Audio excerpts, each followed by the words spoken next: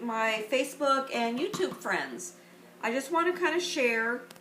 I did some kale chips yesterday. I also did some salsa. And I watched some other YouTube videos on doing kale chips with different kind of nut sauces and all, which to me would, I like to stay low fat.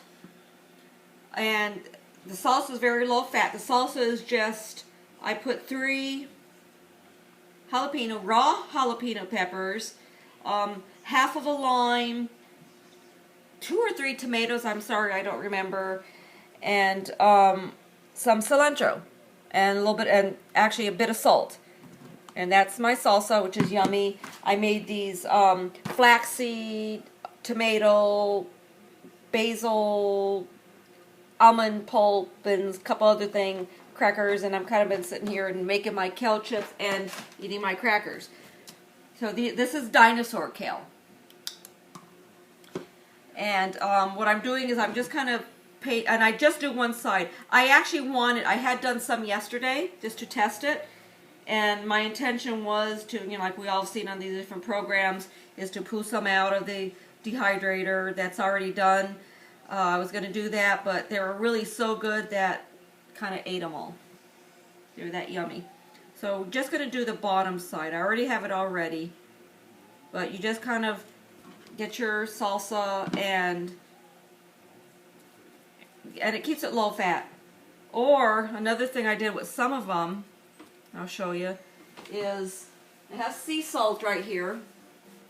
And whatever salt, it's not, I understand it's really not as big a deal as some make of it, but you could put, if you want to, chip some of like to be a little salty and savory. So you could sprinkle a little salt, regular salt, sea salt, whatever on it to make it a little salty, where it's a little more like other regular chips, and then just kind of just dab your salsa on it. To make sure that it's a raw food, stays a raw food, you don't want to put your dehydrator above 105 degrees. And I got on my kale. This is, as I said already, this is dinosaur kale. These are the stems. I destemmed them. I kind of decided to video this after I was partially done.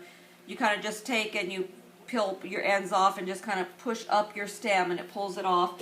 These little longer pieces I'm going to use, since it's not real good, they're kind of skinny. I might still use some of them, but I'll put them in the morning for my smoothie.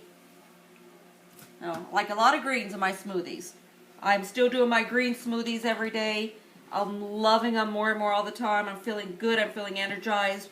One of the benefits I'm really starting to see, other than feeling so much better, feeling so much more energized, is I've noticed recently that my skin on my hands are actually reversing in age, appearance anyway. Skin's getting tighter, more succulent.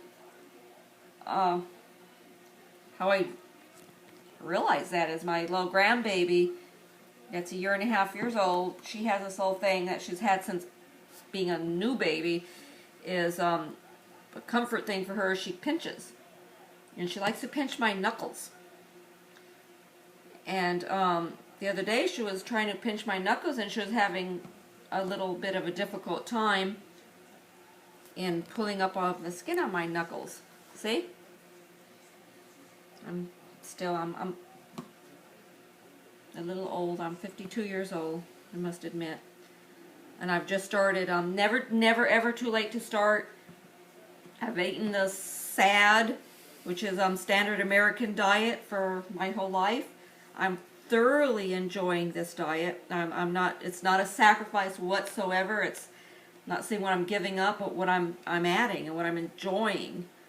This is just great. I'm loving every bit of it. It's a learning process, a growing process, but it's all good for me. So anyway, you just kind of paint the little salsa on top to give it a little more flavor, and I'll put it in the dehydrator for about, I believe I did the last batch for approximately 18 hours. I put them in at night and late morning, so it might be more like probably quite a bit less actually, maybe about 10 hours. You just keep checking them, and where there's consistency you like, then you take them out. And if they can last more than a day, congratulations, because my son-in-law he's gone kale crazy. So anything kale, he just absolutely loves. Kale salads, kale chips, kale anything. He loves kale. So, and this is salsa that's pretty much fat-free. No preservative, nothing fat in it. And they're crunchy.